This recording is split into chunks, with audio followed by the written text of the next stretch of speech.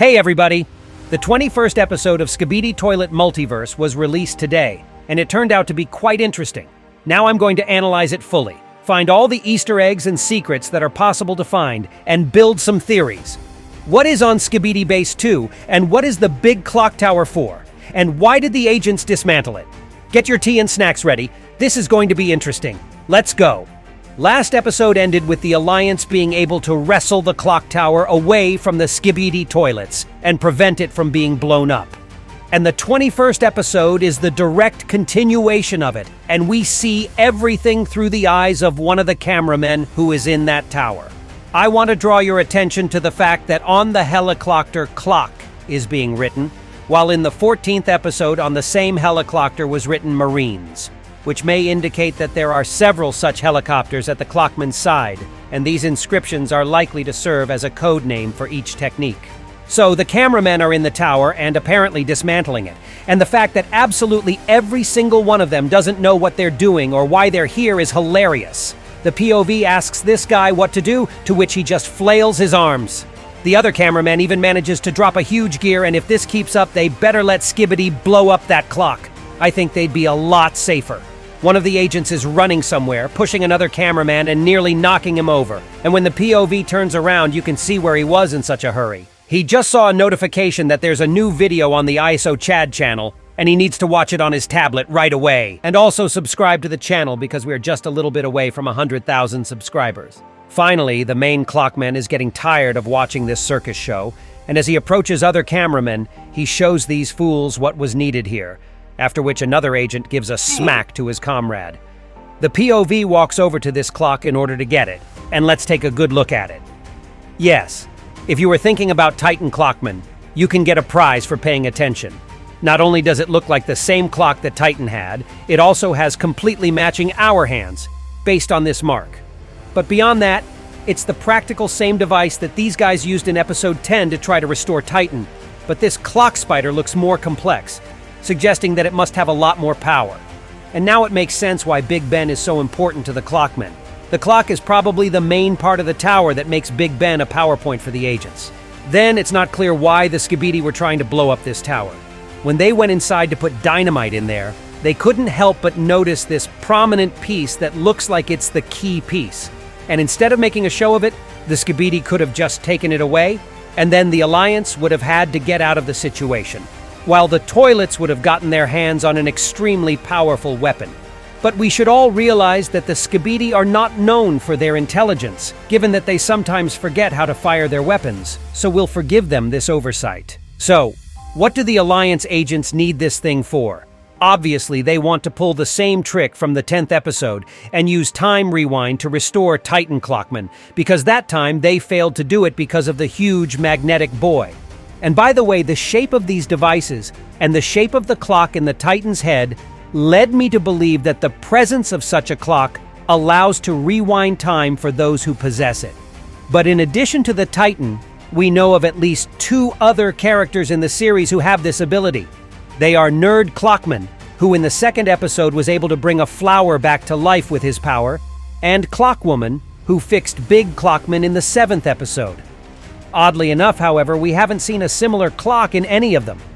And if with the nerd everything can be clear, the construction of his head is somewhat similar to the construction of this clock, which probably gives him the ability to rewind time. The Clockwoman has nothing of that kind. Maybe she's hiding the clock in her big hat? What do you think? It's also clear what clock's alpha was referring to, and it's those clocks that must be destroyed so that the Clockwomen can no longer restore Titan. Anyway, let's not get distracted. Finally, the POV removes this device and some of the gears in the tower stop working, confirming that this clock is important to the correct operation of Big Ben. He hands it to the Cuckoo Clockman, after which he takes it to the helicopter. The camera zooms in on the rooftop agents, who in episode 20 were surrounded by toilets, and some of them are missing here. For example, what happened to the toilet with miniguns that Big Clockman knocked out with a smack? Speaking of him, as I said, he'll be fine and alive after what he did. TV Man is flying in to pick him up to restore him and maybe even replace some parts. But he forgot to pick up something very important, namely his hat, which was left in his buddy's hands. Well, hopefully I'll have the opportunity to give it back in the future, but I have a hunch that won't happen. Unexpectedly, a breaking news comes to the agent's tablets, saying that Skibidi Base 2 has been found, and that the Skibidi are about to nuke the headquarters. I'm assuming it's this huge clockman's castle. Then everyone gets an order to attack Skibidi Base 2 immediately. I assume it's to distract the Skibidi so they can turn their forces around and go back to defending their base. But if I were them, I'd keep attacking.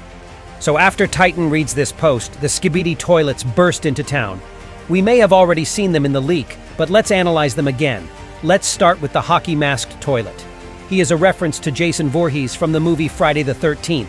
He has a caterpillar chassis as well as a jetpack.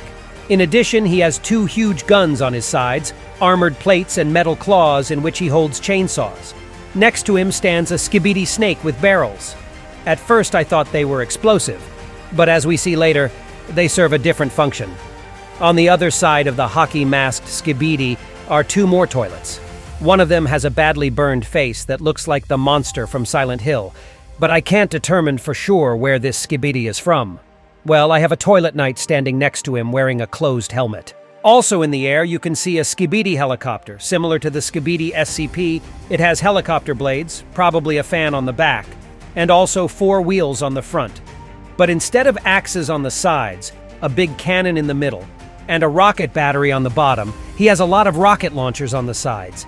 His smiling face looks like some kind of scary doll with a monocle or something. And then a gorgeous hottie drill woman enters the frame. Look at those melons! They're so close, it's like I'm in the market! You're probably asking me, what about TV woman? And you know what? I'll tell you what. After that fruit display, I'm not interested in TV woman anymore. And even though I'm a Giga Chad, I'm taking this hottie. Ciao! But I got distracted. A helicopter flies up to the agents, but for some reason it has only the main clockman in it, without this guy. He probably flew over to fly to the second Skibidi base, and we'll see them later. So he prepares his hand drills, and while he's doing that, we can see that he has palms, like I said. He starts unwinding the drills and jams them into the ground, creating an earthquake, just like he did before.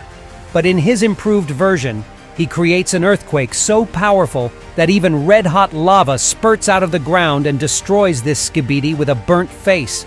Almost all the houses in the town become destroyed. Look at that. There's almost nothing left here.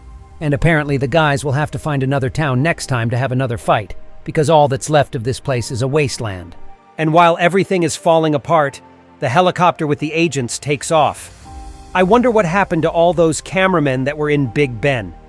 I think they were left there, like the clockmen usually like to do.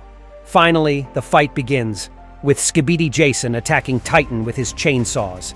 As I said before, it's quite common for Skibidi to get brain stutter and forget how to use their weapons. So now, without using his long-range weapon, he just attacked this huge metal giant, and I have no idea what he was hoping for, because the Titan destroys him with a light touch of his drill. Titan Drillman then gets attacked by the next Skibidi with this funny mask on his face. Like the snake Skibidi, instead of a neck, he has something long and black, capable of increasing in length by raising his head high up. He has a quad grenade launcher on his side, which reminded me of the movie Commando with Arnold Schwarzenegger. He fires at the Titan, and even though he doesn't take visible damage, Drillman is deflected backwards. Maybe he was prepared for a retaliatory strike, or maybe this gun was powerful enough to push such a huge Titan after all. Also, this toilet has a metal plate in the front with a pile of some kind of debris, and the same mechanism as the SCP Skibidi, but without the chain.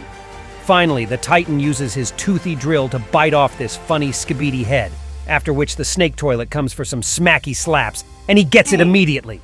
By the way, in the previous video, I assumed that everything around Titan is on fire because of this Skibidi, because he might be a kamikaze. But here you can see that from his mouth he sprays out a poisonous liquid that must be in those barrels.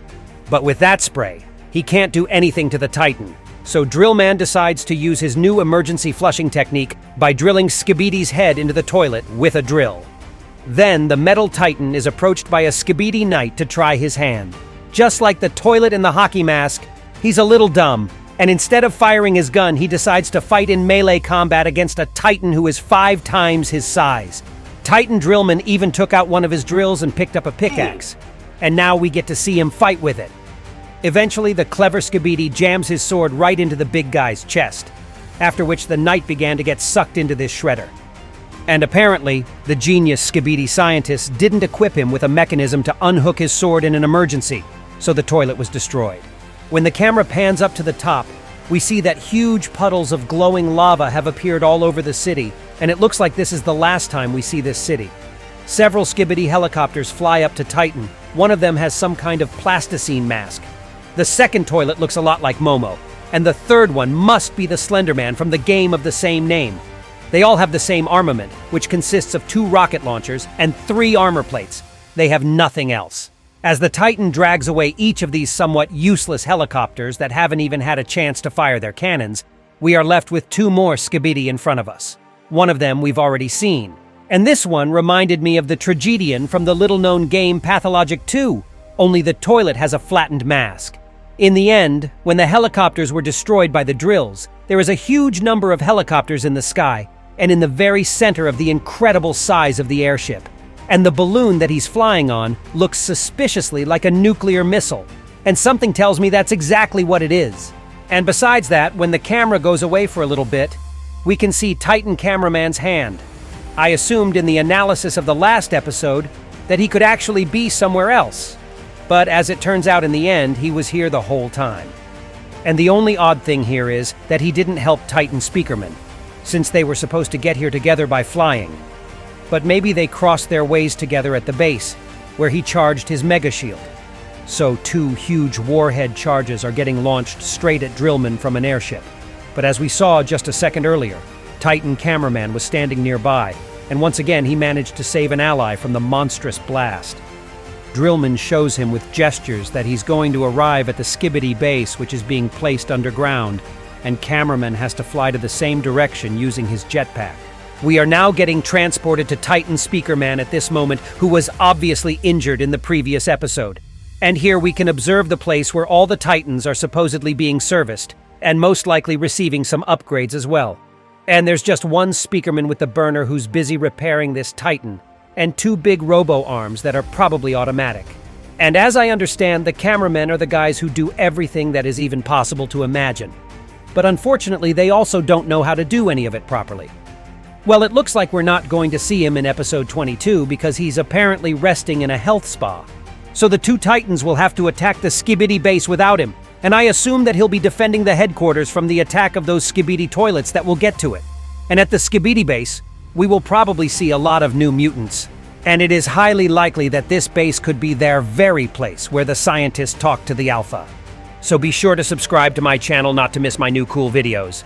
And that was me, Isotoilet. See ya!